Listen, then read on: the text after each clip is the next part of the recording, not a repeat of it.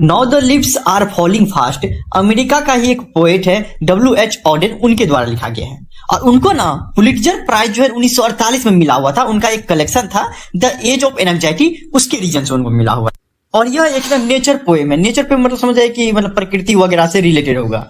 और इस कविता में हम देखेंगे कि किस तरीके से कवि कहना चाहता है कि हम लोग तेजी के साथ जो है बूढ़े हो जा रहे हैं और मर जा रहे हैं, और इतना ही नहीं भारी संख्या में मर रहे हैं। इस कविता के ना हर एक पैराग्राफ का दो मीनिंग निकल के आएगा। पहला ये कि जो इंग्लिश का हिंदी समझे या फिर जेनरिक मीनिंग कवि जो कहना चाहता है, और दूसरा इसके माध्यम से कुछ और कवि कहना चाहता है, अर्थात के स्पेसिफिक मीनिंग निकल के आता है। दोनों चीज आपको समझने की जरूरत है। Now the leaves are falling fast, nurse flower will not last. यहाँ पे नर्स फ्लावर का मीनिंग समझना जरूरी है। नर्स फ्लावर ना पेड़ के पास जो छोटा छोटा पौधा होता है ना, उसको बोलता है नर्स फ्लावर, ठीक ना। इसका जो दो मीनिंग है, जेनरिक मीनिंग का बात करें तो कवि कहना चाहता है कि पतझड़ का मौसम है, अब बहुत तेजी के साथ ना पत्ता गिर रहा है, और उनके जो सपोर्ट में जो पेड़ रहता है अर्थात छोटा छोटा जो नर्स फ्लावर रहता है वो भी अब जाने वाला है। क्योंकि छोटा छोटा पौधा जो रहता है आपको पेड़ के पास, वो आपको बड़ा पेड़ के रीजन से ही रह पाता है। बड़ा पेड़ गया तो उसमें धूप पड़ेगा, वो भी चले जाएगा। एलेगोरिकल और स्पेसिफिक मीनिंग के माध्यम से कहता है कि इंसान ना बहुत तेजी के साथ मर रहा है और भारी संख्या में मर रहा है। जैसे पेड़ से पत्ता तेजी से गिर रहा है, उसी तरीके से इंसान भी बहुत तेजी के साथ मर रहा है। और नर्सेज फ्लावर अर्थात क्या हम लोग भी जिंदा नहीं बचने वाले हैं, क्योंकि nurses of the graves are gone and the prams go rolling on. यहाँ पे प्रैम्प्स का मतलब होता है कि लकड़ी वाला गाड़ी देखे बच्चा सबको चलाते हुए, हाँ उसी को बोलता है प्रैम्प्स, ठीक ना। और इनका मीनिंग कवि कहना क्या चाहता है, एक पेड़ सूख गया है, मर गया है, और उसी के साथ दूसरा पेड़ उग रहा है, और इसी के साथ जिंदगी जो पेड़ का है वो चलते रहेगा। अभी एक मरा, दूसरा जिंदा होगा, हाँ, और उसके बाद वो बड़ा होगा, फिर वो सूख जाएगा। इसी तरीके से पेड़ का जिंदगी चलता रहेगा। और कभी दूसरा मीनिंग बताते हैं कि ठीक उसी तरीके से इंसान का भी जिंदगी है कि दादा दादी मर गए, हाँ, पापा मम्मी सब मर गए, तो हम लोग भी जिंदा नहीं रहने वाले हैं, हम लोग भी कभी न कभी मर ही जाएंगे। फिर से एक बच्चा जन्म लेगा और वो झूला गाड़ी पर झूलेगा, खेलेगा, कूदेगा, बड़ा होगा और मर जाएगा। ऐसे ही जिंदगी हमारी चलती रहेगी। Whispering neighbours left and right pluck us from the real delight. यहाँ पे विस्परिंग नेबर का मतलब हुआ क्या कि प्राण को हरने वाला जिसको बोलते हैं यमदूत, उसको बोलते हैं विस्परिंग नेबर, अर्थात का एजेंट ऑफ डेथ, यमदूत। और प्लक मतलब क्या होता है, तोड़ना, ठीक ना, हटा देना। और आगे and the active hand must freeze lonely on the separate knees. यहाँ पे फ्रीज, फ्रीज का मतलब क्या होता है, आपको ठंडा कर देना, किसी काम का नहीं रहने देना, ठीक ना। इसका हिंदी मीनिंग का बात करें तो यमदूत लोगों से उनकी खुशियां छीनने हर तरफ से आ रहा है। वे प्रत्येक हाथ जो कभी क्रियाशील थे वो आज बर्फ की भांति ठंडे पड़ गए हैं। हर इंसान घुटनों के बल अकेला बैठा हुआ है। कवि कहना चाहता है क्या मौत का सौदागर अर्थात यमराज हमारे चारों तरफ फैले हुए हैं। वो हमारी खुशियां छीनने के फिराक में है। वो चाहता है कि कैसे लोगों को ना उनके परिवार से अलग किया जाए, उनका काम ही वही है।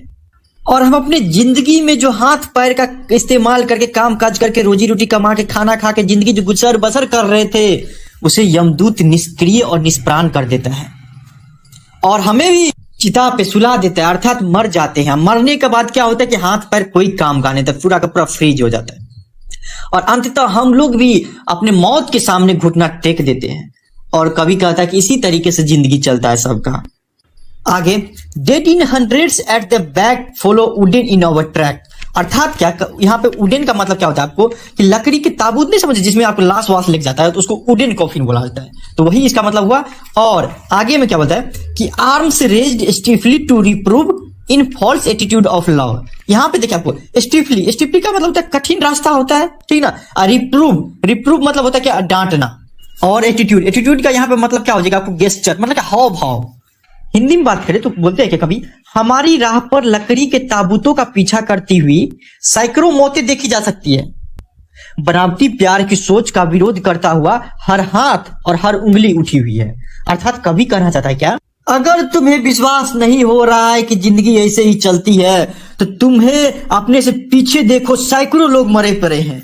अरे जिस रास्ते पे तुम चल रहे हो उस रास्ते में तुम्हारे जैसे लोगों का जो है ताबूतों में लिटा दिया गया है, सबकी मौत हो गई है।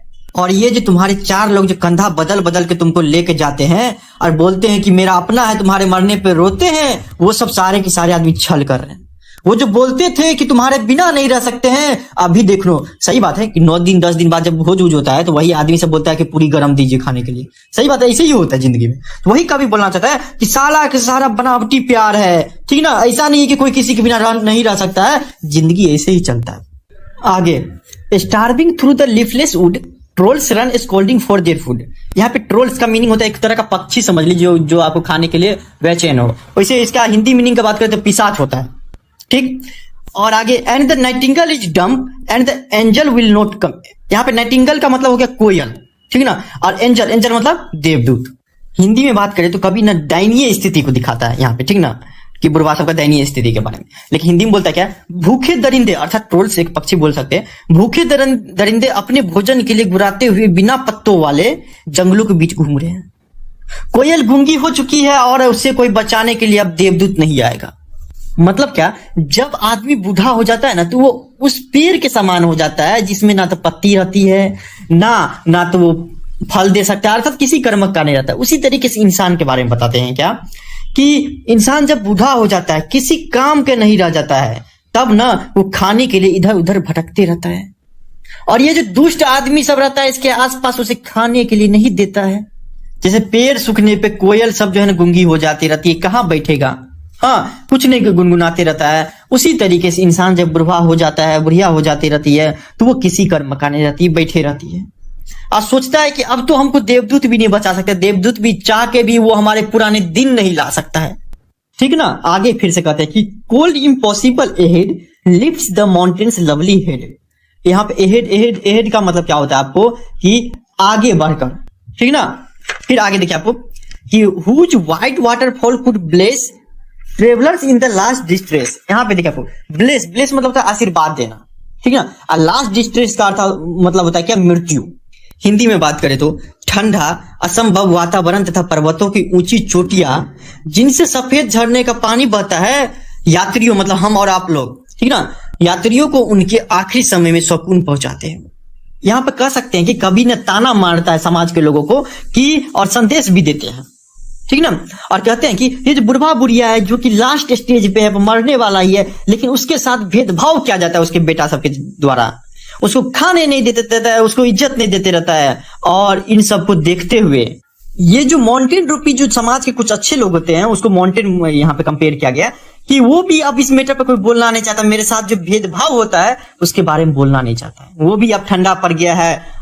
और हम लोग भी अब क्या कर सकते हैं, बुढ़वा बुढ़िया हो गए तो हम लोग जैसे वाटरफॉल जैसे सुकून देता है लोगों को, उसी तरीके से अब हम लोग समझते हैं इसी में मेरा जिंदगी हो चलेगा, इसी ही हमारी जिंदगी चलेगा, और एक दिन हम भी आपको यात्री की तरह लास्ट स्टेज में पहुंच के हम मर जाएंगे, ऐसे ही जिंदगी चलेगा मेरा भी अब।